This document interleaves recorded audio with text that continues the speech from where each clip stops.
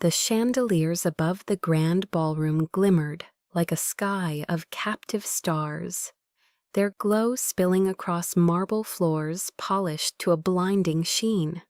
The annual charity gala was meant to raise funds for medical research, but for most guests, it was nothing more than a parade of gowns, diamonds, and whispers about stock prices. In the middle of this lavish display, Elena Carter stood at the threshold, clutching her small purse, her chest rising and falling with a kind of nerves she could not control. She had accepted the invitation from her colleagues, even though she suspected they had not asked her out of kindness. The moment she stepped through the golden doors, she realized she had been right. Her dress was the only thing she owned that could pass for evening wear. It was a pale blue gown, simple and outdated, but it carried meaning. It had belonged to her mother, who had passed away 2 years ago, and wearing it felt like bringing a piece of her along. Yet in the sea of designer couture sequins and silk, Elena's choice was a spotlight for cruelty.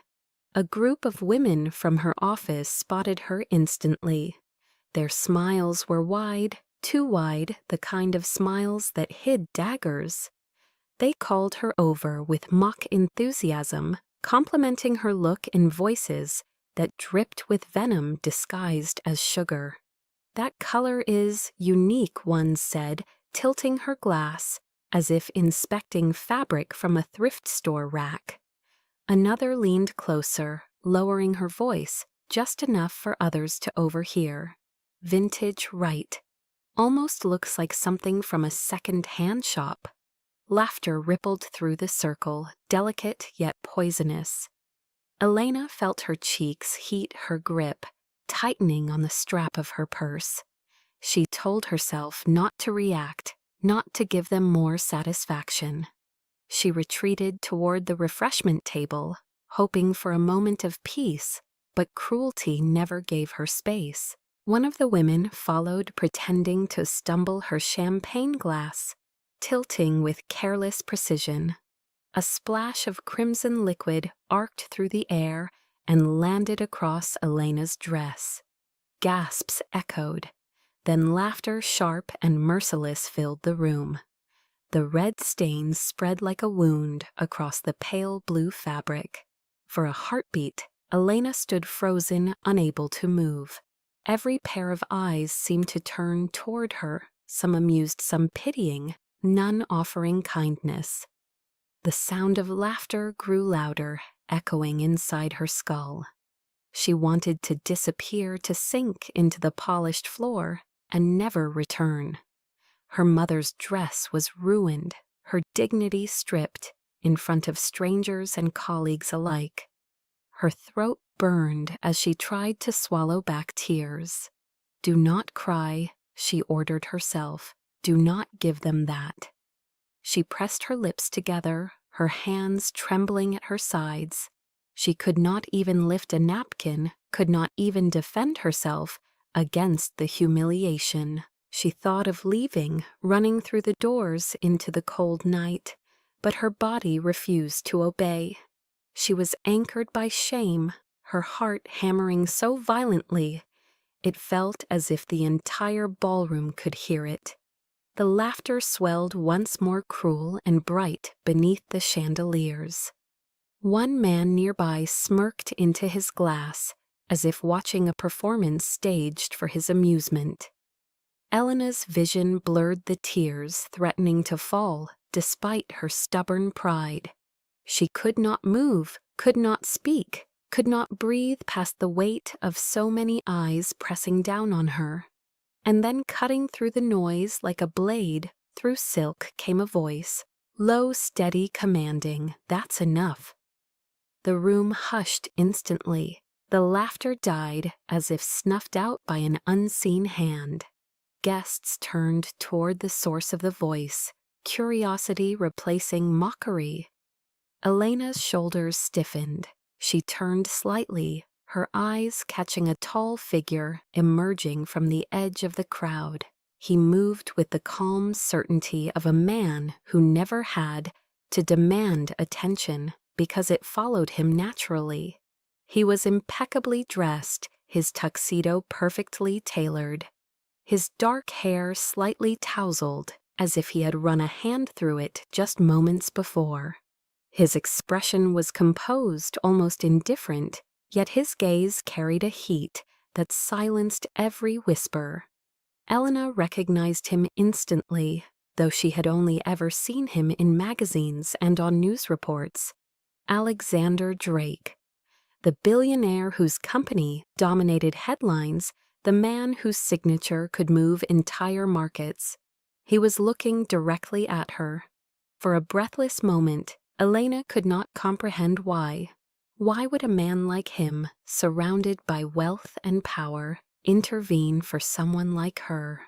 She clutched the fabric of her stained dress, her body trembling, her heart confused by the sudden weight of his attention. Alexander's eyes swept over the crowd, cold and unyielding before returning to her. That single glance was enough to silence every smirk, every whisper.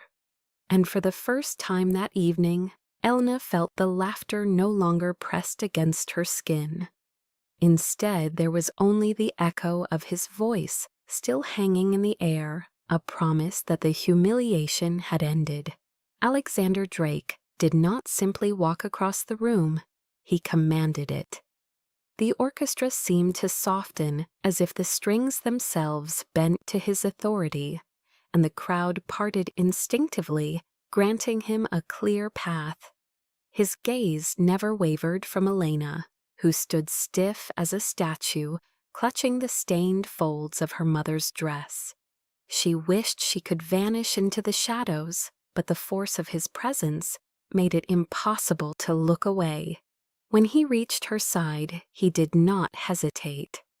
With a steady motion, he removed the black silk handkerchief from his pocket and gently offered it to her. His voice, though low, carried easily through the stunned silence of the ballroom. Here he said, his tone a mixture of command and compassion. "You should not have to face this alone." Elena stared at the handkerchief as if it were a foreign object. No one had ever defended her in public, not once in her entire life, and certainly not someone like him. Her fingers trembled as she reached out to accept it. Before she could thank him, Alexander performed another gesture that drew a collective gasp from the onlookers. With deliberate grace, he shrugged off his tailored black jacket, a garment that probably cost more than Elena's annual salary, and draped it across her shoulders. The warmth of the fabric enveloped her, shielding not only the wine-stained dress, but also the raw humiliation etched across her body. He straightened to his full height, his gaze sweeping across the guests who had laughed at her misery. His next words cut sharper than glass. "She is my guest tonight." He announced, his voice calm yet infused with authority that brooked no defiance. "If anyone here has a problem with her, you may take it up with me." The effect was immediate. The laughter evaporated like smoke in a sudden wind. People averted their eyes, ashamed or perhaps fearful. Whispers surged at the edges of the room. "His guest, did you hear that she came with him?"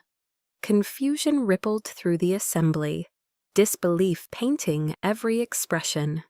No one dared to openly challenge Alexander Drake, the man whose donations funded half the hospitals in the city, whose innovations had transformed lives around the globe. But their astonishment was palpable, and Elena felt it press against her chest until breathing became a struggle. She opened her mouth to protest, to explain that she was not his guest, that she had been lured here by cruel coworkers, but Alexander leaned closer before she could speak. "Play along," he murmured his words for her alone. "It is the only way to end this now." His proximity sent a rush of heat across her cheeks. She could feel the steadiness of his presence, the quiet certainty that he was in control of a storm she had been drowning in. For once, she allowed herself to surrender. She nodded almost imperceptibly, and that was enough for him. Straightening again, Alexander extended his arm, the universal gesture of a man escorting a woman of worth. "Shall we?" The challenge in his eyes left her no room to refuse. Elena placed her hand on his arm, her pulse racing as though she had stepped into a dream spun out of fragile glass. The entire ballroom watched as he led her away from the circle of mockery toward the heart of the gala. The humiliated whispers followed them, but Alexander's stride never faltered. To him, this was no performance, it was a declaration. At the edge of the dance floor, the orchestra began a waltz as if on cue. Alexander turned to her with a smile that was unexpectedly gentle. "Dance with me," he said, though it sounded less like a request and more like an invitation into his world. Elena's instincts screamed at her to refuse. She had never danced in such a setting, not under the eyes of 100 strangers, not with a man whose very name could buy or sell fortunes. But when his hand closed lightly around hers, steadying her trembling fingers, she found herself stepping forward. He guided her onto the floor, his movements fluid, confident, carrying her as though she were weightless. The stares of the crowd faded as Alexander lowered his head, just enough for his voice to reach her. "Look at me," he whispered, his tone both commanding and reassuring. "Forget the rest. They do not exist." So she did. She looked into his eyes the color of storm clouds before rainfall. And for the first time that night, the tension in her chest began to loosen. The humiliation receded into memory, and in its place rose a strange, fragile calm. The music swelled around them. His hand rested lightly at the small of her back, firm enough to guide her, gentle enough to steady her. She followed his lead clumsily at first, but soon her steps fell into rhythm with his, as though her body remembered something her heart had always longed for. Every spin, every glide was a silent shield against the cruelty that had cut her minutes before. Around them, guests murmured in disbelief. She must be someone important if he's dancing with her. Do you think she's a new investor? Or maybe more than that? Their voices no longer carried the sharp edge of mockery, but rather awe-suspicion, envy. For once, Elena was not the target of ridicule, but of wonder. Still, her mind whirled. Why was he doing this? Why her? She opened her mouth to speak, but Alexander's gaze softened as if he had read the question on her lips. "Do not thank me," he said softly. "This is not charity." She swallowed hard, unsure how to respond. The sincerity in his eyes unsettled her more than the ridicule ever had. She was used to cruelty. She was not used to kindness. As the waltz carried them across the polished floor, Elena felt the jacket around her shoulders, the strength in his hand, and the steady rhythm of his steps. For a moment, she let herself believe she belonged here, not as an object of a derision, but as someone worth defending. When the music ended, Alexander held her hand longer than etiquette required. The applause from the audience was polite, but Elena felt the weight of eyes still upon them. She tried to step back, to retreat into anonymity, but Alexander tightened his grip just slightly enough to anchor her. "Stay," he said firmly, his voice low but resolute. "You will not run from them, not tonight." Her breath caught in her throat. His words were not only an order but a promise. He would not allow her to be invisible again. He guided her to a table near the front where the most influential guests sat, and he pulled out a chair for her as though she were royalty. The murmurs rose once more. He seated her there with him. She must matter. Elna sat because she had no strength to resist. Alexander took his seat beside her, calm and unyielding, his posture daring anyone to question her place. The evening resumed, speeches began, and waiters poured wine, but the undercurrent of shock remained. Elena sipped water to steady herself, her mind a storm of gratitude, confusion, and fear. Alexander leaned closer, once more his voice soft enough for only her to hear. They will forget the laughter, they will remember this, trust me. And though she barely knew him, though her heart still hammered with disbelief, she found herself nodding. For the first time in years, someone had stood beside her, not out of pity, but out of choice. The rescue was complete, at least for tonight. But Elena did not yet know that this single act of defiance would unravel everything Alexander thought he understood about his life. Elena sat stiffly at the table, the weight of Alexander's jacket still heavy across her shoulders, as if it anchored her to a reality she could not comprehend. Moments ago, she had been nothing more than a target of ridicule, a poor girl mocked for daring to stand among the wealthy. And now she sat beside the most powerful man in the room, every pair of eyes locked on them. Her pulse raced, her fingers twisted in her lap, and she struggled to breathe in a world that felt too bright, too sharp, too unreal. Alexander, however, seemed completely at ease.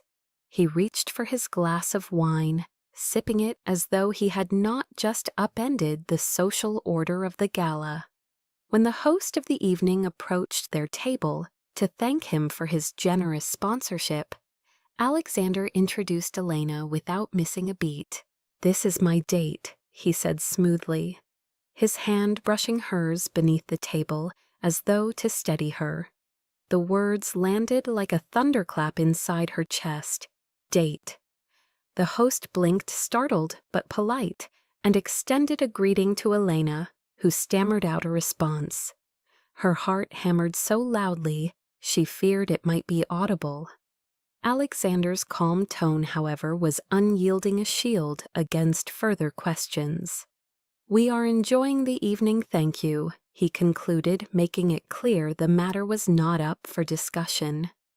When the host retreated, Elena finally found her voice, though it came out in a strained whisper. "Why did you say that Alexander set his glass down?" Hammond turned those storm-gray eyes on her eyes that seemed to hold no room for doubt. "Because it was the only way to silence them. If you are mine tonight, no one will dare treat you as less." The word mine jolted through her, both terrifying and intoxicating. She wanted to protest, to explain that she did not belong here, that she had no right to sit beside him, but the warmth in his expression disarmed her. It was not pity she saw there, not amusement either. It was conviction, as though he truly believed what he had said. A murmur rose around the room, whispers carrying like the rustle of silk gowns. His date? Since when? Who is she? Elena wanted to sink beneath the table, but Alexander's hand found hers again, this time deliberately lacing his fingers with hers. "Breathe," he said softly. "Look at me. Let them wonder.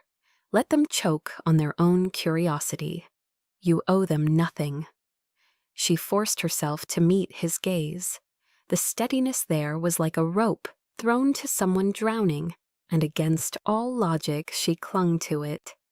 The orchestra struck up another piece, a romantic ballad that sent couples drifting toward the dance floor once more.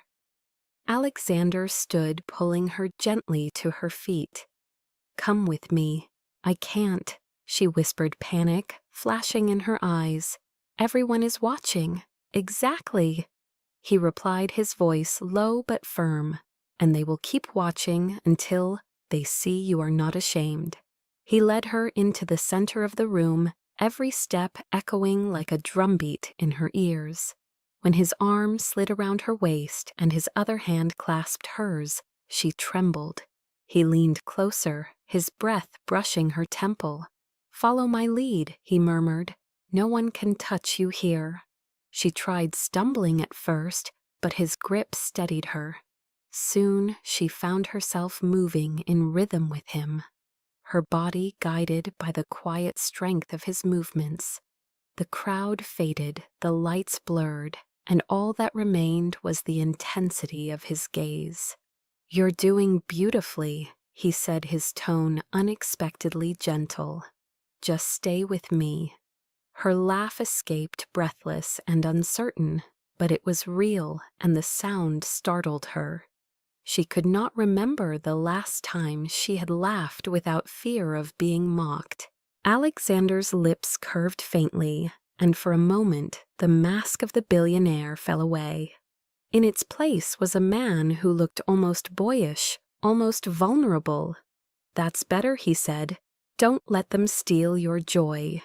She swallowed hard, her throat tight with conflicting emotions. "I don't belong here," she confessed softly. "I never should have come. They invited me as a joke." His steps never faltered, but his eyes darkened with something fierce. "I know exactly what it feels like not to belong. When I was a boy, someone once invited me to a party full of rich children. I wore my only suit, patched at the elbows, and they laughed until I wanted to crawl into the floor. I swore that night that if I ever had the power, I would never let another person feel what I felt." Elena blinked up at him, stunned. She had imagined him born into privilege, groomed for success, untouchable by hardship. Yet here he was, confessing a memory that echoed her own pain. "That's why you helped me," she whispered. "Because you saw yourself in me."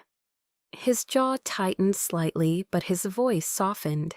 "Because I couldn't stand by and watch, and because—" He hesitated, his eyes locking on hers, unflinching. "Because when I saw you, something in me refused to look away." Her chest tightened and she stumbled slightly, but his hand held her steady.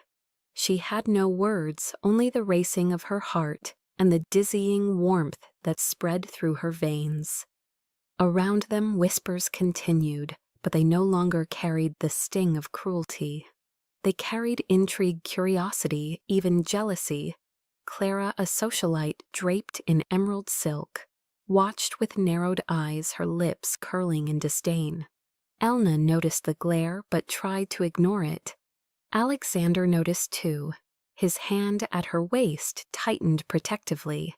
"Ignore them," he whispered. "This is our moment, not theirs." The song swelled to a close, and Alexander guided her into a graceful spin, ending with her pressed lightly against him.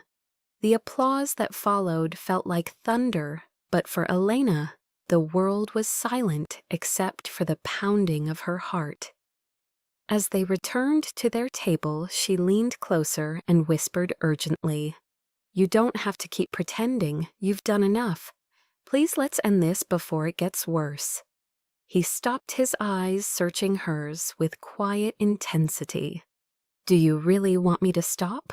She froze. The easy answer was yes, but when she looked into his eyes, when she felt the lingering warmth of his hand, the word refused to come. Her silence was answer enough. He smiled faintly, almost sadly, and led her back to their seats. The evening continued, speeches and auctions blending together, but Elena barely heard them. All she could feel was the weight of Alexander's hand, resting lightly on hers, his presence shielding her from every sideways glance.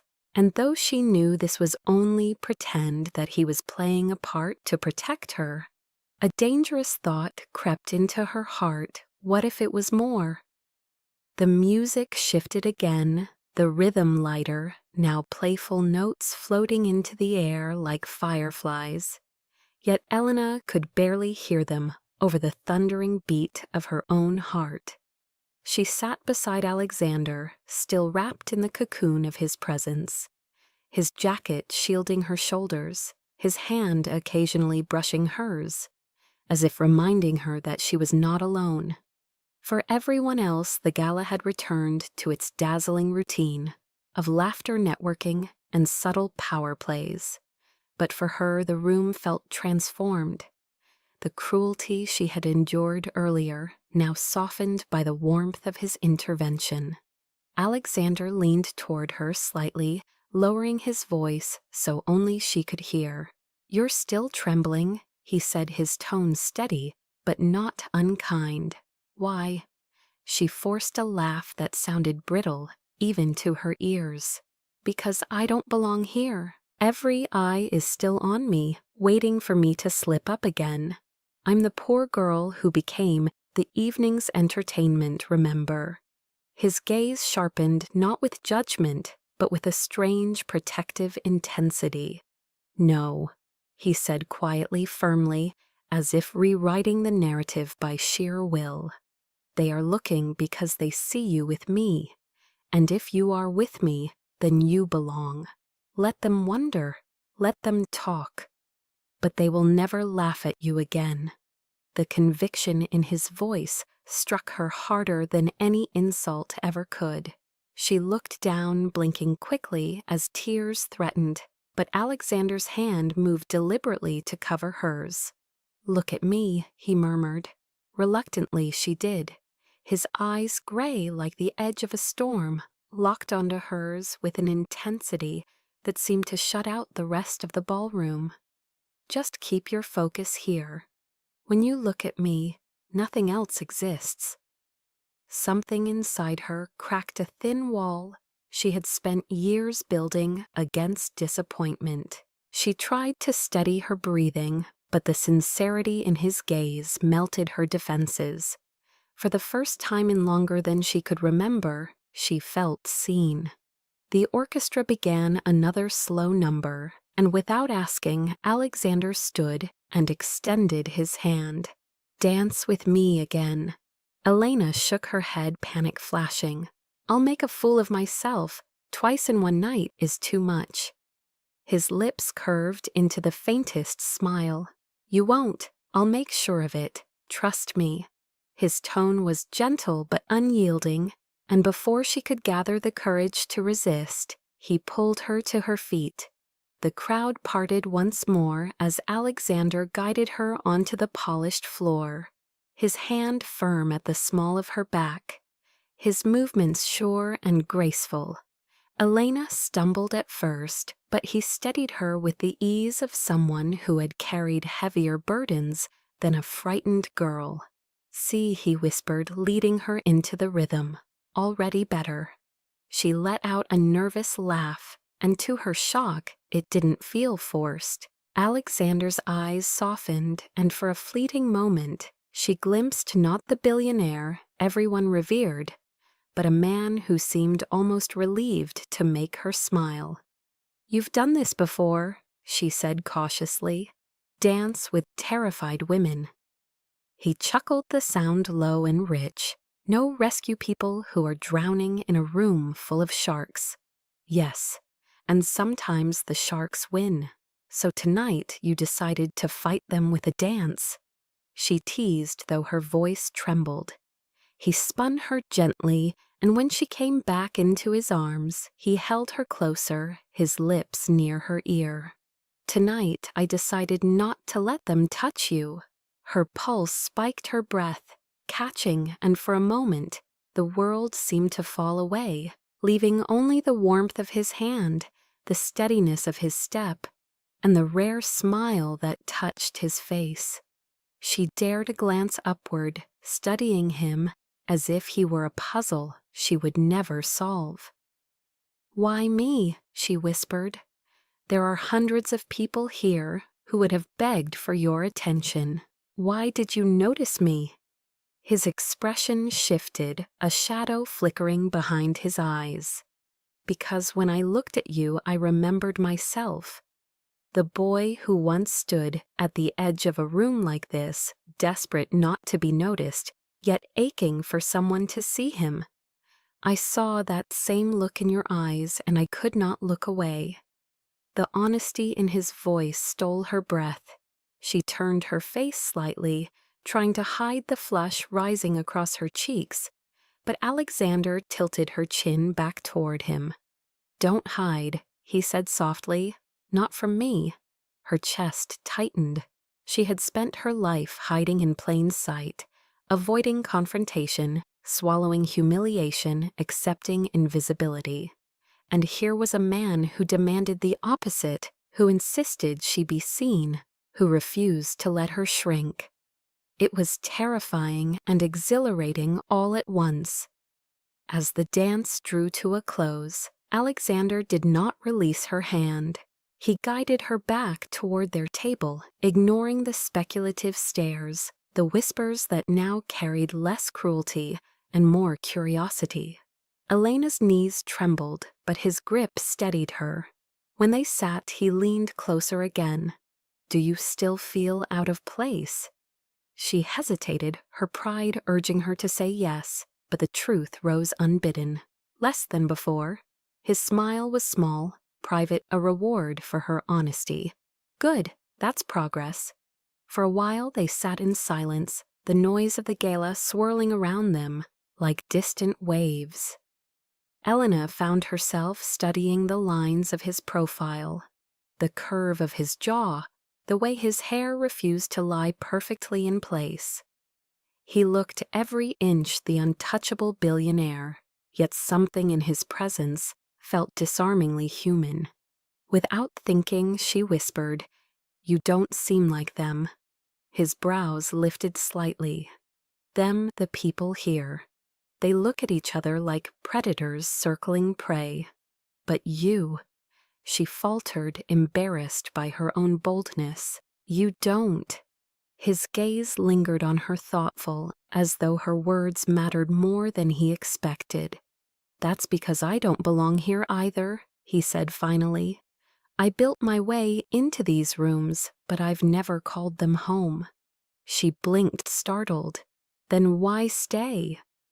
He looked away for the first time that evening, his voice quiet. "Because sometimes the only way to protect what matters is from inside the lion's den." Elena's chest tightened with a mix of admiration and sorrow. She wanted to ask what mattered to him, but the words stuck in her throat. Instead, she found herself smiling faintly. "You're better at this pretending game than I am." He looked back at her, his expression softening. "Maybe. But tonight you're doing better than you think." The warmth in his voice pulled something loose inside her, something fragile and long buried. For a moment she let herself imagine what it might be like, if this were real, if she were truly his date, and not just part of a charade. The thought terrified her, but it also made her heart race with a longing she could not suppress. As the gala continued, Alexander remained at her side, warding off intrusive questions. With effortless charm, deflecting scrutiny with the confidence of a man who had nothing to prove. And all the while, Elena felt the walls she had built around her heart begin to crack.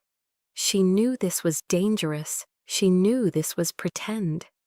But when his hand brushed hers again, lingering just a little longer than necessary, she realized with a mix of fear and wonder that she no longer cared. The gala was reaching its glittering peak, the room alive with champagne bubbles and the soft hum of wealthy conversations, when the air suddenly sharpened with the sound of high heels clicking purposefully across the marble floor. Elena felt the shift before she saw it, a ripple in the crowd as heads turned and whispers started. She followed their gaze, and her stomach knotted. A woman approached, tall and impossibly elegant, wrapped in an emerald green gown that shimmered beneath the chandelier light. Clara Whitmore. Even Elena, who barely brushed the edges of this world, knew her name. Heiress to an old banking family, known as much for her sharp tongue as for her relentless pursuit of Alexander Drake. Clara's beauty was undeniable, but her expression carried the icy confidence of someone who had never been told no. She stopped just beside their table, her manicured fingers resting on the back of a chair, as she studied Elena with open disdain. "Well," Clara said, her voice smooth as glass, but cutting as a knife, "Alexander, I didn't expect to see you here with company." Her pause was deliberate, her eyes sliding over Elena as if she were a stain that had been overlooked by housekeeping. Alexander leaned back in his chair, his hand tightening around Elena's, where it rested on the table. His smile was polite, but his tone was firm. "Clara, this is Elena, my date." The words hit like a hammer, not only to Clara, but to Elna herself. Hearing them spoken aloud again in such a setting made her heart stumble. Clara's perfectly arched brows lifted in feigned surprise. "Your date?" She let out a light laugh, the kind that wasn't meant to sound amused. "How unexpected." She turned her gaze fully on Elena, her eyes gleaming with malice. "And what do you do?" "Dear, I assume you're not in finance." Elena opened her mouth, but Alexander spoke first, his tone steady. "She works in marketing, and she has more intelligence than most people in this room combined." Clara's smile faltered for just a fraction of a second, before snapping back into place. How charming, she said, though her eyes were daggers. A woman of the people. Around them the whispers grew louder. "Who is she? Did you hear?" He introduced her as his date. "She doesn't look like she belongs." Elena felt the humiliation press against her skin, again sharper now because it came wrapped in wealth and authority. She wanted to shrink into her chair, to disappear before Clara dissected her further. She started to pull her hand from Alexander's, but he held firm his grip, a quiet declaration. "Enough, Clara." He said, his voice quiet but commanding enough to silence even her. "If you've come to insult my guest, you've wasted your time." Clara's eyes narrowed, her composure cracking. "Guest," she repeated, her tone dripping with derision. "Is that what this is, a pity project?" "Honestly, Alexander, I expected more from you. Surely you can see what everyone else sees." "She's not. She is with me." Alexander interrupted, his voice hardening to steel. "And that is all anyone here needs to know."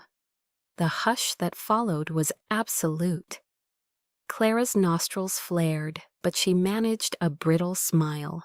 "Very well," she said, her voice sharp enough to draw blood. "Enjoy your evening." She pivoted with practiced grace, her gown sweeping behind her as she disappeared into the crowd. But the damage was already done. The room buzzed louder than before, gossip blooming like wildfire. Elena could feel their stares burning her skin, every whisper a reminder that she was out of place, that she was here only because a powerful man had decided to shield her. Her chest tightened, shame flooding through her. She turned to Alexander, her voice trembling. "I can't do this. They're right. I don't belong here, and you just made it worse by defending me. Now they think I'm—" She couldn't even finish the thought. He leaned closer, his eyes fierce. "They think nothing that matters. Do you understand? You are not leaving."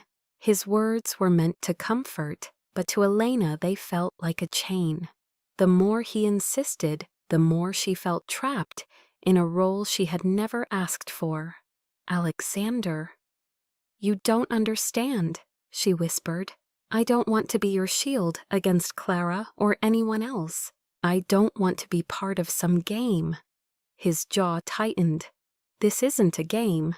But the sincerity in his voice only deepened her fear. Because if it wasn't a game, then what was it? Why did her heart race every time his hand brushed hers? Why did her body ache with warmth every time he defended her? Why did she feel more alive in his presence than she ever had before? And yet, even as those questions swirled, she could not ignore the looks, the whispers, the judgment. The truth pressed against her ribs like a blade. She was a poor girl paraded into a world that would never accept her, no matter how fiercely Alexander declared otherwise. "I need to leave," she said, her voice breaking. His hand tightened on hers. "Elena, no." She shook her head, tears stinging her eyes. "You don't know what it feels like to be laughed at like that, to be looked at like I'm dirt. I can't." But before she could finish, Alexander leaned closer, his voice so low it trembled with something raw. "Yes, I do. More than you know." Her breath caught. He didn't elaborate, but the intensity in his gaze told her it wasn't just words. There was truth there, something buried deep in his past. She wanted to ask, to demand an explanation, but the weight of the room was crushing her. She pulled her hand free at last, standing abruptly. Chairs scraped, heads turned, and she felt the eyes of the ballroom pierce her once more. She couldn't stay. Alexander rose instantly, his voice sharp as a command. "Sit down, Elena. Stay with me." For a heartbeat she nearly obeyed. His authority, his certainty, it wrapped around her like a net. But the shame was stronger, louder. "I can't," she whispered, her voice trembling. "Not like this." She turned and walked quickly toward the exit. Her vision blurred with tears. Behind her she heard his voice, once more steady, but carrying a note of desperation she had never imagined from a man like him. "Elena." She froze for half a second, but she didn't turn. She kept walking, leaving the glow of chandeliers and the sting of whispered judgment behind her. And as she disappeared into the night, Alexander stood motionless in the ballroom, surrounded by people who would never understand that for the first time in years he felt powerless. For the first time in years his heart was no longer his own. The cold air outside the Grand Hotel struck Elena like a slap, sharp and bracing after the suffocating warmth of the ballroom. She hurried down the stone steps, clutching Alexander's jacket, tighter around her shoulders, the fabric still carrying the faint scent of sandalwood and something darker, something distinctly him. She wanted to throw it off to sever the connection, but the night was bitter and her body shook from more than the temperature. The humiliation replayed in her mind in relentless loops.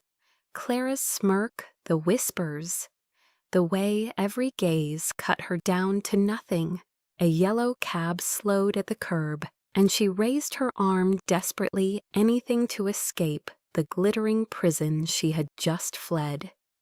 Before the door could open, she heard footsteps behind her, fast, determined, echoing against the stone. Elna Alexander's voice called low but carrying across the night. She stiffened her hand, gripping the taxi door. She could not face him, not after all of that. Not when her heart was tangled between gratitude and shame. But he was already there, reaching out his hand, closing gently over her arm. "Don't leave like this." She turned, her eyes wet, her voice breaking. "You don't get it. I can't be paraded around like some charity project. I won't be your shield against their cruelty." His jaw clenched, but his eyes softened. Is that what you think this is? That I'm doing this out of pity?" She pulled her arm free, the jacket slipping slightly. What else could it be? "Look at me, look at you. We don't even belong in the same sentence. And tonight you made it worse. Now they'll never forget me," as the girl Alexander Drake defended. He stepped closer, lowering his voice. "Good. Let them remember. Because what I see when I look at you is not a joke, not a project, not something fragile I have to protect. What I see is someone stronger than this entire room of jackals. You stood there, you endured their cruelty, and you still didn't break. Do you have any idea how rare that is?" His words clawed at her defenses, but she shook her head, blinking fast. "You don't understand. I don't want to be strong. I don't want to endure. I just want to live without being mocked, without being dragged into someone else's spotlight." The taxi driver honked impatiently, the yellow glow of the meter reflecting on her pale face. Alexander glanced at the car, then back at her, his expression tightening as if he was fighting a battle within himself. "At least let me drive you home," he said finally, his voice softer, almost pleading. She shook her head firmly. "No, you've done enough, more than enough." He studied her for a long moment, his hand curling into a fist at his side, his composure slipping just enough for her to glimpse the frustration beneath. "You think you're walking away because you're protecting yourself," he said, his voice low and rough. "But the truth is you're running from something you don't want to admit." Her breath caught. "And what's that?" His eyes locked on hers, unflinching. "That this whatever it is between us, it scares you as much as it scares me." The words landed heavy between them, and for a moment, the city noises faded, the honking, the laughter from the hotel doors, the hum of traffic. There was only the thrum of her heart and the storm in his eyes. She wanted to deny it, to laugh it off, to claim he was wrong. But she couldn't. The truth was too close, too raw. She swallowed hard, forcing herself to step back toward the cab. "I can't do this," she whispered. "Not now, not ever." She slipped inside before he could stop her, the door closing with a final thud. Through the window, she saw him standing there, his tall frame silhouetted against the glow of the hotel, his face unreadable, yet carved with something that looked too much like loss. As the cab pulled away, Elena pressed her hand to her chest, her body trembling. She told herself she was free, that she had done the right thing. But the ache in her heart told another story. Back at the hotel entrance, Alexander did not move. He stood there long after the taxi disappeared into the river of traffic, his fists tight at his sides, his expression a mask that betrayed nothing to the lingering guests who passed him by. But inside the truth tore at him. For years he had mastered control-ruled boardrooms, commanded empires. Tonight, one fragile girl with trembling hands had stripped him of all of it. He turned slowly, retreating into the shadows of the hotel lobby, but nothing about him was composed now. His mind replayed every detail, the flash of pain in her eyes, the way she clutched her mother's ruined dress, the way she tried to stand tall, even as the world mocked her, and worst of all, the way she had looked at him before she walked away, as if she wanted him to stop her, as if she hoped he would, but he hadn't. He had let her go. Upstairs in the privacy of his suite, Alexander poured himself a glass of scotch, but left it untouched on the table. He stood by the window, instead, staring out to the glittering skyline of New York, its lights burning like a million unreachable stars. For years he had thought power was armor, that wealth was the shield against loneliness, that success would make him untouchable. Tonight proved how wrong he had been.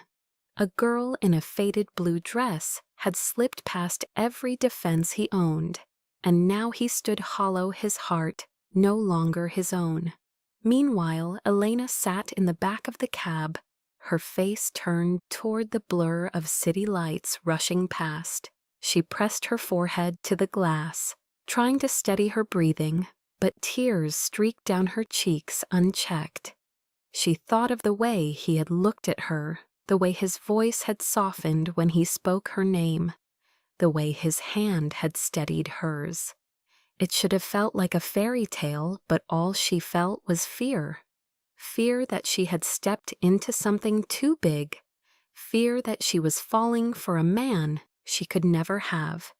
Fear that if she let herself hope, she would be broken beyond repair. When the cab stopped at her small apartment building, she paid the fare quickly and hurried inside, climbing the narrow stairs 2 at a time. Inside, she leaned against the closed door, clutching Alexander's jacket, still draped around her shoulders. She wanted to throw it away, to erase the memory of him, but instead, she sank to the floor, burying her face in the expensive fabric. The scent of him surrounded her, and she whispered into the silence, "Why me, why now?" Neither of them slept that night. In different corners of the same city, 2 hearts beat with the same restless ache, each too stubborn, too wounded, too afraid to admit that what had begun as a rescue was quickly becoming something neither of them could control. The days after the gala stretched long and restless for both of them. Elena tried to bury herself in routine, returning to her small office where the hum of printers and clatter of keyboards usually gave her comfort.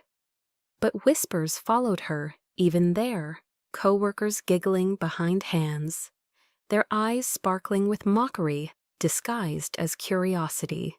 "So, Elna, when's your next date with your billionaire?" One of them teased laughter spilling across the room. Elena forced a smile and said nothing, though inside her stomach twisted. She hated being the center of gossip, yet even as she tried to push it away, the memory of Alexander's hand on hers, his jacket over her shoulders, his voice steady in her ear, replayed endlessly. She told herself to forget him. She told herself he was part of a world she had no place in. And still she couldn't stop remembering. Across the city, Alexander sat in his glass-walled office, on the top floor of Drake Technologies, his empire sprawling out below. Reports piled on his desk, but his attention strayed his mind, circling back to the woman who had walked away from him in a taxi. He told himself to let her go, that she was safer without his world crashing into hers. Yet every time he closed his eyes, he saw her standing in that ruined dress, her eyes flashing with courage, even as her body shook. He could not let that image go. On the 3rd day, he acted. Elena returned from her lunch break to find an envelope on her desk, heavy cardstock, with her name written in elegant handwriting. Inside was a simple note: "Meet me at the community center, 7 p.m. A." For a long time she stared at it, torn between anger, curiosity, and something that felt dangerously like hope. She almost threw it away, but something stronger made her keep it. That evening, against her better judgment, she went. The community center was nothing like the ballroom. Its walls were painted in cheerful colors, though the paint peeled in places. Children's drawings decorated bulletin boards, and the faint smell of disinfectant mixed with crayons lingered in the air. She stepped inside, heart pounding, and there he was. Alexander stood near a table, stacked with boxes of donated books, his suit jacket gone sleeves rolled up, tie loosened. For the first time he looked less like a billionaire and more like a man. "You came," he said, his voice quieter than she remembered, almost tentative. Why, she asked, though the question trembled with more than suspicion. "Because I wanted you to see who I really am," he replied. He gestured around the room. "This is what I care about. The Gala funds programs like this, but too often it turns into a circus for the wealthy to flaunt their generosity. Here there's no pretense, just people trying to help." She looked around at the volunteers unpacking boxes, the kids chasing each other with laughter echoing in the halls, the mothers sharing stories as they collected supplies. "And you do this often?" she asked. He nodded. "As often as I can. It keeps me grounded, reminds me of where I came from." His eyes met hers with quiet intensity. "And maybe it reminds me of you." Heat rushed to her cheeks, but she forced herself to hold his gaze. "Why me, Alexander?" "You could surround yourself with anyone you want. Women who fit your world, who wear the right gowns and know the right words. Why pull me into this?" His answer came without hesitation. "Because when I'm with them, I feel nothing. But when I look at you, I remember what it was like to be real. To feel like the world could still surprise me." Her chest tightened, and for a moment she couldn't breathe.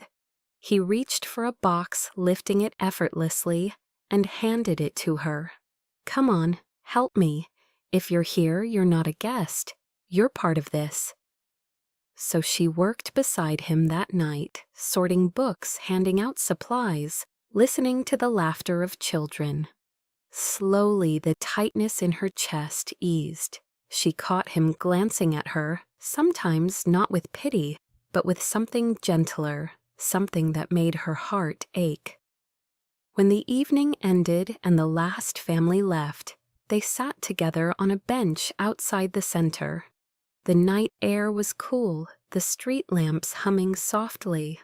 For a while, neither spoke. Finally, Alexander broke the silence. "I don't want you to think I'm trying to fix you, Elena. I want you to see that I need you more than you need me." She turned sharply, startled. "That's not true. You don't need anyone." He shook his head slowly. "That's what the world thinks. That's what I've let them believe. But the truth is, I've been surrounded by people all my life, and I've never felt more alone. Until you. With you, it's different. You look at me and see a man, not a fortune, not a headline." Her heart twisted painfully. She wanted to tell him not to say things like that, not to make promises she was too afraid to believe. But when he reached over and took her hand, his touch was so steady, so sure that she let herself hold on. For once, she didn't pull away. The city buzzed around them, cars honking, people laughing in the distance. But in that moment, it felt like the world had narrowed to just the two of them. And though Elena knew the dangers, the gossip, the impossibility of a life together, she also knew something else. She was falling deeper than she ever intended, and there was no turning back. The fragile peace Elena had begun to feel was shattered only weeks later when the first headline appeared. She saw it by accident plastered across the screen of a coworker's phone as they scrolled during lunch. "Poor girl manipulates billionaire." From office drudge to gala darling. Her stomach lurched. The article featured a blurry photo of her in the blue dress Alexander's jacket, draped across her shoulders, his hand steadying her as they danced. The caption beneath was "Cruel charity case" or "Clever scheme." Within hours, the whispers she had dreaded turned into open taunts at work. Colleagues who once ignored her now smirked openly. One leaned across her desk and whispered, "So when do you quit here, Elena? Or is the billionaire boyfriend too busy to buy you a new life?" The humiliation burned hotter than ever, not because of their cruelty, but because she feared they might believe it. Worse, she feared Alexander's world might believe it too. That evening, when she returned to her small apartment, she found another envelope waiting by her door. Inside was a simple note in Clara's familiar handwriting, "Enjoy the spotlight while it lasts." The meaning was clear. Clara had unleashed the storm. The next morning the chaos grew. Paparazzi gathered near her office building, their cameras flashing as she tried to slip inside. "Elena, are you planning to marry him? Did you target Alexander Drake from the beginning? Are you his new project?" She ducked her head, clutching her coat tighter, shame pressing down like a weight she couldn't carry. That night she confronted Alexander at his penthouse, anger and fear tumbling from her lips before she could stop them. "They're saying I manipulated you," she cried. "They're saying I planned all of this just to get to you. And maybe they're right. Maybe I should never have stepped into that ballroom." Alexander's expression darkened, his jaw tightening, but his voice was calm. "They are wrong, Elena. I know you. I know your heart. None of this was your doing." She shook her head, tears streaming. "But don't you see? It doesn't matter what you know. It matters what they believe. Your board, your investors. The people who trust you, they'll see me as a liability. They'll think you've lost your judgment." His silence stretched for a moment, heavy and suffocating. She could see the conflict in his eyes, the businessman fighting with the man, the weight of his empire pressing against his desire to keep her close. "I can handle them," he said finally, his voice hard with determination. "I've faced worse storms." But his words, meant to reassure, only deepened her fear. "No," she whispered, her voice trembling. "This isn't your fight. I won't let you lose everything because of me." He reached for her hands, gripping them tightly. "Elena, listen to me. You are not the problem. The problem is a world that cannot stand to see me with someone real. I won't let them take you from me." But she pulled away, her chest aching. "You already gave up so much to build this life. I won't be the reason you watch it crumble." She turned, walking toward the door, but his voice followed, sharp with desperation. "Don't you dare leave me like this." She froze her hand on the doorknob, her body trembling with the force of his words. Slowly she turned back, her eyes glistening. "You saved me once, Alexander, but I can't let you keep saving me if it means you'll be destroyed in the process." He stepped forward, his voice raw. "You think walking away will protect me? It won't. It will only break us both." Her throat closed, her heart splintering, but she forced herself to speak. "I'd rather break than be the reason you fall." And with that, she slipped out the door before he could stop her. That night she wrote him a note, her hands shaking as she scribbled the words. "Alexander, thank you for seeing me when no one else did. You gave me a night I'll never forget, and a glimpse of a world I could never belong to. Please don't come after me. This is the only way I know how to protect you." She left the note with the doorman of his building and disappeared into the city. When Alexander found the note hours later, his chest constricted so tightly he could barely breathe. He read the words again and again, his hand trembling, rage and grief warring inside him. Clara's scheme had worked. The world's lies had driven Elena away. In the boardroom, days later, the storm grew fiercer. Executives murmured about scandal, investors questioned his judgment. Headlines continued to scream accusations. Clara appeared at one meeting, smiling sweetly, suggesting he distance himself from Elena for the good of the company.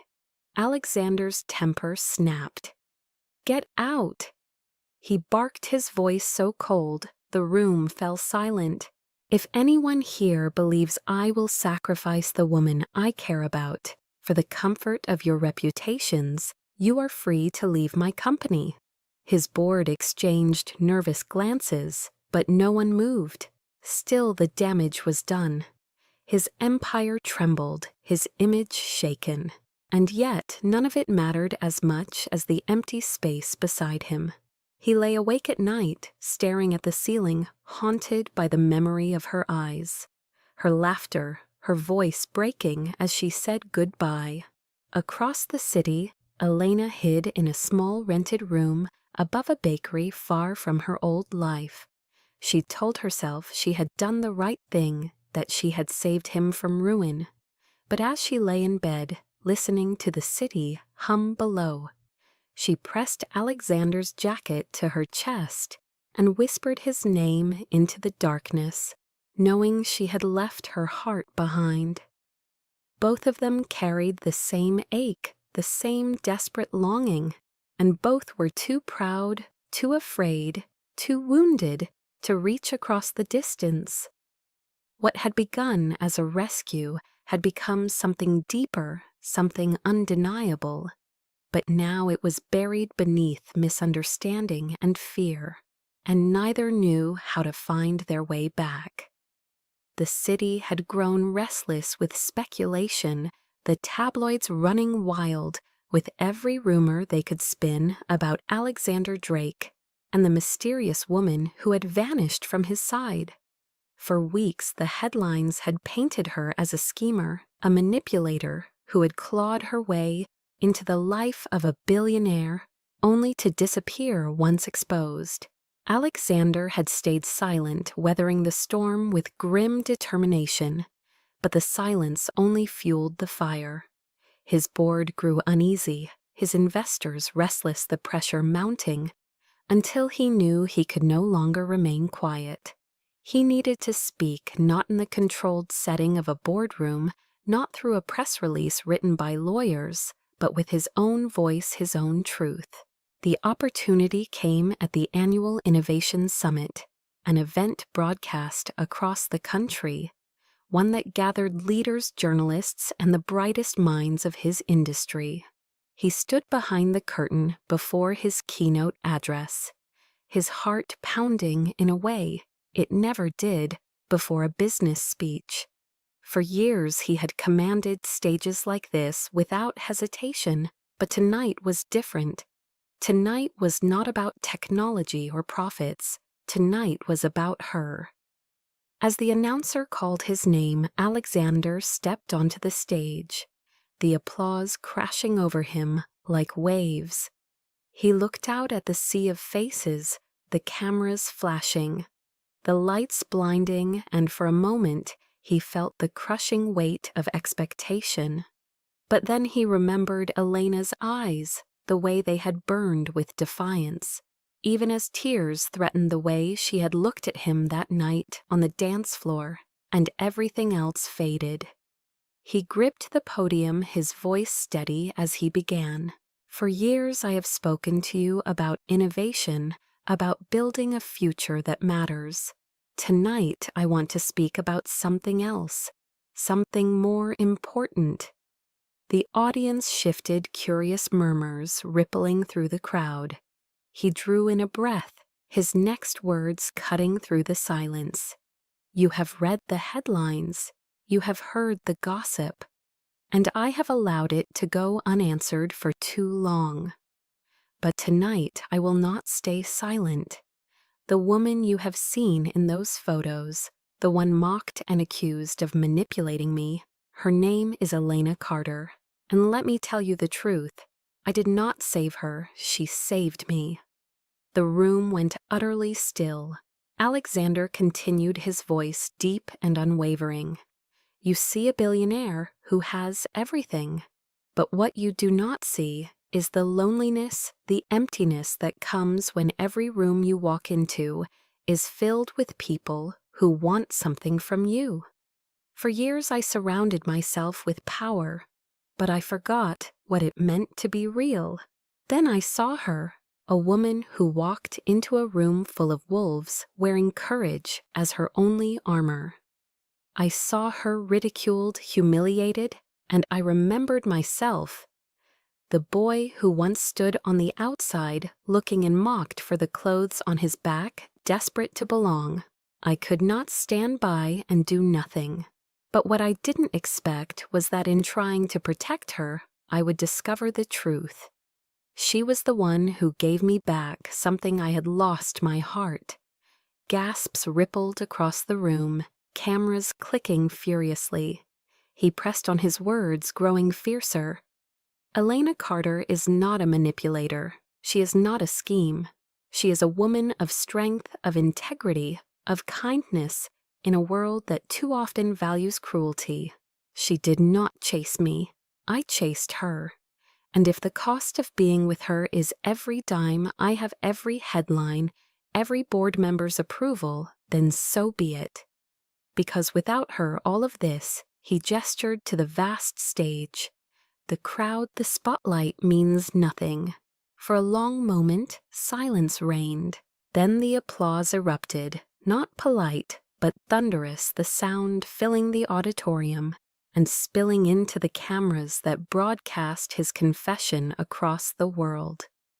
Alexander stood tall, his chest heaving, but inside, he felt lighter than he had in years. He had spoken the truth, unvarnished, uncalculated, and it felt like freedom. Somewhere in the city, Elna watched. She hadn't planned to, but the bakery owner's daughter had the summit streaming on her tablet. And when Alexander's face appeared, Elena couldn't look away. She listened as he spoke her name, as he defended her against the world, as he laid bare his heart in front of thousands. Her hands trembled, her breath caught tears sliding down her cheeks unchecked. He wasn't protecting his reputation. He wasn't saving face. He was fighting for her. Before she knew what she was doing, she was on a train headed toward the convention center, her heart hammering with every mile. By the time she arrived, the summit was ending, people pouring out of the massive glass building in excited waves. She slipped through the crowd, her pulse roaring in her ears, searching for him. And then she saw him standing just outside the stage doors, flanked by security, but looking utterly alone, his eyes scanning the crowd as if searching for someone. Their gazes met across the distance, and in that instant, the noise, the people, the flashing cameras vanished. It was just the two of them, the rest of the world falling away. She pushed forward, weaving through the crowd, until she stood before him. For a moment, neither spoke. His eyes softened, a storm breaking into sunlight. "You came," he whispered. Her voice broke on the words. "I saw what you said. I heard everything. Alexander, why would you risk it all for me?" He stepped closer, his hand lifting to brush away the tears from her cheek. "Because I already lost everything that mattered the moment you walked away. The rest was just noise. I don't care about the empire if I can't share it with you." Her heart splintered the walls she had built, collapsing with each word. She shook her head weakly. "I was so afraid of ruining you, of being the reason." "Stop," he said gently, but with an edge of command. "You are not the reason for my ruin.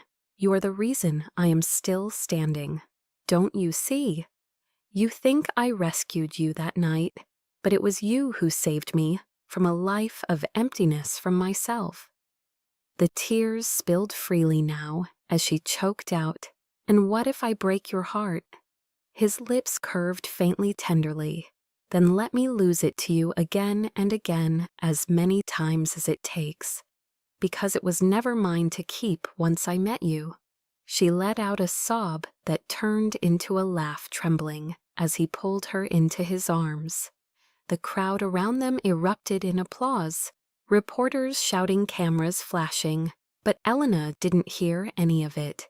All she heard was his heartbeat against her ear, steady and sure, and the words he whispered into her hair. "Stay. No more running, no more pretending." She nodded against his chest, her voice breaking but clear. "I'm not running anymore." And as his lips met hers, sealing the promise, before the world, Elena knew the truth at last. The rescue had never been hers alone. It had always been theirs. Months later, the memory of that night at the Innovation Summit still lingered in the minds of everyone who had seen it. But for Elena and Alexander, life had shifted into something quieter, steadier, and far more real than either had imagined. Elena no longer worked in the cramped office where whispers once cut her down. Instead, she had joined the charitable foundation Alexander established in her name, a project dedicated to supporting individuals who had been overlooked or humiliated by society, those who had been told they did not belong. She spent her days working with children, immigrants, and young people who carried the same invisible scars she once bore. And every time she saw one of them lift their head with renewed pride, she felt the healing ripple through her own heart. Alexander was never far away. Though he still ruled his empire, his evenings were often spent beside her at community events.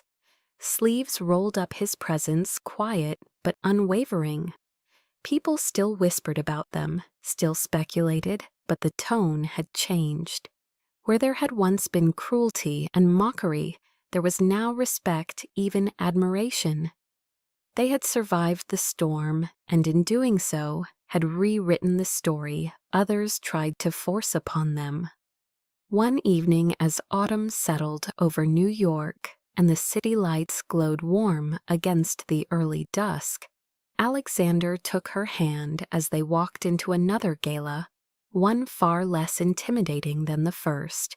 This time, Elena wore a gown she had chosen herself, elegant but simple, a reflection of who she was now, not a girl hiding in her mother's dress, not a pawn in someone else's game, but a woman who stood tall at the side of a man who adored her. The crowd parted as they entered, but the silence that once burned her now carried awe. She could hear fragments of admiration in their whispers, nothing like the scorn of that night so long ago. Alexander leaned down slightly, his lips brushing her ear. "Do you remember," he asked softly, "that first night, how they laughed at you, how you wanted to disappear?" She smiled faintly, her hand tightening around his. "I remember, and I remember you telling me to look only at you." His gaze softened the corners of his mouth, curving into the kind of smile that belonged only to her. "I meant it then, and I mean it now. When you look at me, the rest of the world doesn't exist." She stopped for a moment, turning to face him fully. In his eyes she saw not the billionaire, not the man the world adored or feared, but the boy he had once been standing on the edges of a party in a patched suit, desperate to belong. And she saw herself the girl who had walked into a room full of wolves, trembling but unwilling to break. They had found each other across those scars, and in the finding they had healed. The evening passed with speeches and laughter donations, flowing to causes that mattered. And when Alexander took the stage to thank the guests, he pulled Elena up with him. He held her hand as he spoke his words, no longer the careful armor of a businessman, but the simple truth of a man in love. "Months ago I thought I was saving her, He told the crowd, his voice carrying across the glittering hall. But it turned out she was the one who saved me. And every day since she has reminded me what matters most. Not the numbers, not the power, but the courage to be real. Tonight, I thank you for supporting this foundation. But more than that, I thank her for teaching me to live again. Applause thundered through the hall, but Elena barely heard it. She looked at him, her heart swelling with a warmth so fierce it felt like it might break her. When the evening ended and they stepped outside into the cool night, Alexander pulled her close, wrapping his coat around her shoulders, the way he had on that first night. The memory washed over her, but this time the stain of humiliation was gone. This time there was only pride, only love. He brushed a strand of hair from her face, his voice tender. "Do you know what I thought that night when I gave you my jacket?" She shook her head, smiling softly. "What, that I was the hero in someone else's story," he admitted. "But I was wrong. You were the hero, and I was the one being saved." Tears pricked her eyes, but they were not born of sorrow. She pressed her forehead against his, her voice trembling with emotion. "Then maybe we saved each other." He kissed her slow and certain, the city lights glowing around them like 1,000 silent witnesses. And as they walked hand in hand down the quiet street, Elena realized she no longer feared the stares, the whispers, the world's judgment. She had found her place, not because of the ballroom, not because of the headlines, but because of the man beside her. The man who had lost his heart to her and never asked for it back. The story that began with humiliation and rescue had ended in something far greater: redemption, love, and the unshakable truth that sometimes the greatest salvation comes not from being saved, but from saving each other. Before you go, let me ask you something straight from the heart. Have you ever felt like Elena, standing in a room where every laugh felt like it was aimed at you, where every whisper reminded you that you did not belong, until one person chose to see you differently and everything changed? That is the magic of stories like this, and it is why I share them with you, because we all carry those moments of doubt, those invisible scars from nights we thought would break us, and we all long for the unexpected rescue that reminds us of our worth. If this story moved you, if it made you hold your breath, when Alexander whispered that she was his, or made you believe that true love can rise, even out of humiliation and loneliness, then I want you to join me on this journey. Subscribe now so you never miss another story where pain turns into power and where hearts that were once overlooked become the center of someone's world. Leave a comment below and tell me, do you believe love can begin in the unlikeliest of places, even in the middle of shame, even in the middle of heartbreak?